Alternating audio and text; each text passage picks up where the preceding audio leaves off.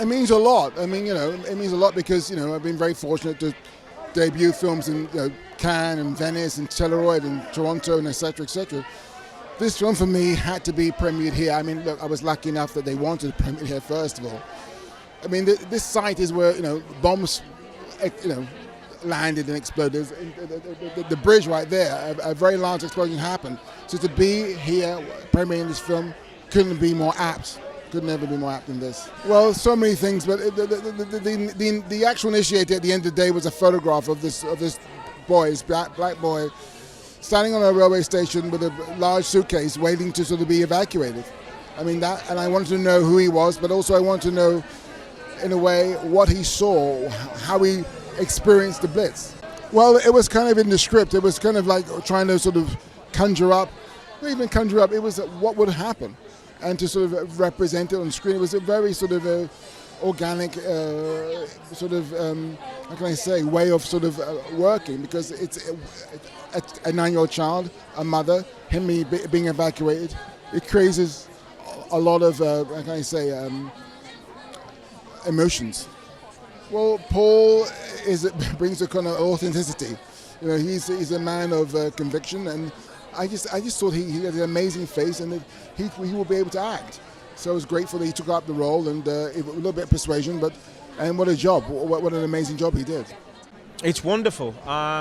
Steve was saying today that a bomb went off just in front of here during the time, obviously during the period before this building was here, and that kind of brought home how lucky we actually were and we are to be here today. Do you know what I mean? In many ways, so it's wonderful to, it's a wonderful achievement, and it's a huge honour to be premiering our film here. It's lovely, of course, and it's also, like I've said before, we've seen a few films made about the Blitz, and obviously during that time period, I watched a load with me nana, on a Sunday afternoon, black and white versions of "Oh blimey, Governor, let's a cup of tea and let's stick together," which is very poignant. And also in that same respect, I just feel this particular film is told from a different perspective, and we get to see it through a different kaleidoscope. Do you know what I mean?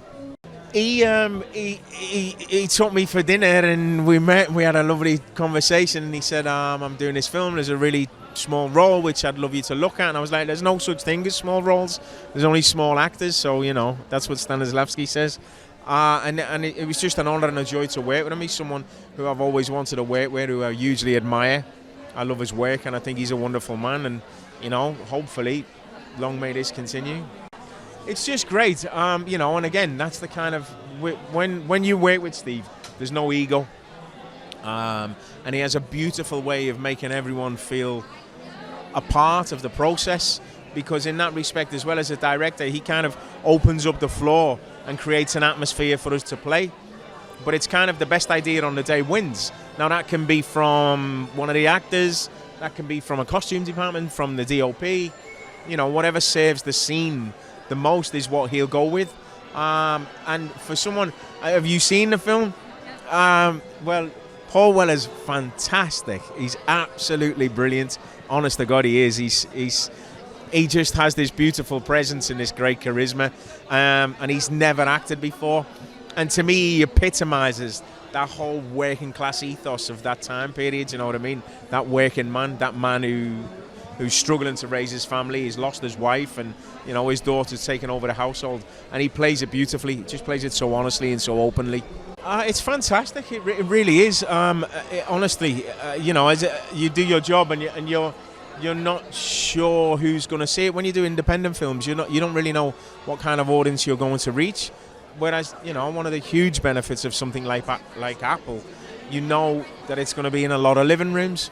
So now it's up to those people to turn it on and watch it.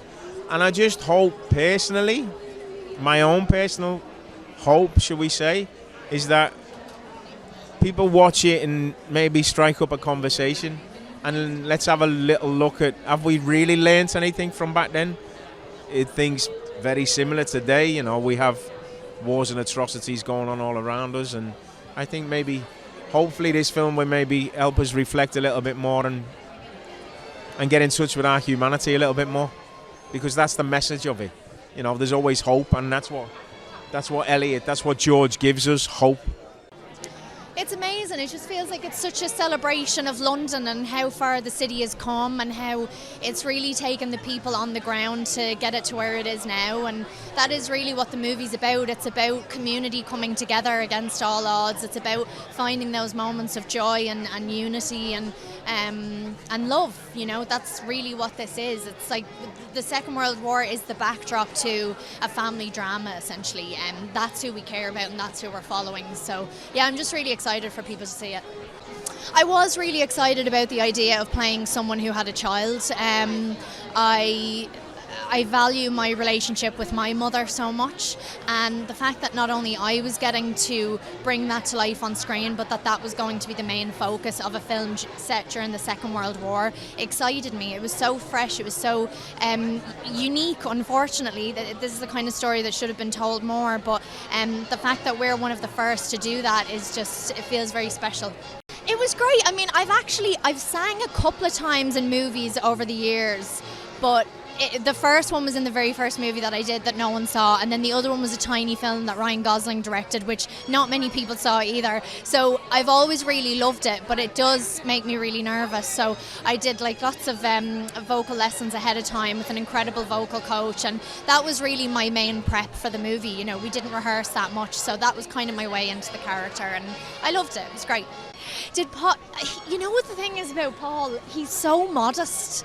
So I remember when we went into Abbey Road to record it, and he was like, "Oh, what was that bit again?" And I'd be like, "It's this." I was like such a teacher's pet. I was like, "We do it like this, then we do it like this, Paul. Okay, let's do it again." But no, he was just very supportive. He was great. It was incredible. I'm a huge fan of his. I was about to take a break that year because I'd been working steadily through the whole year, and I said to my agent, the only way I will go back to work is if Steve McQueen is making a movie and I can audition for it, and that's exactly what happened. So I feel very privileged to be a part of this film.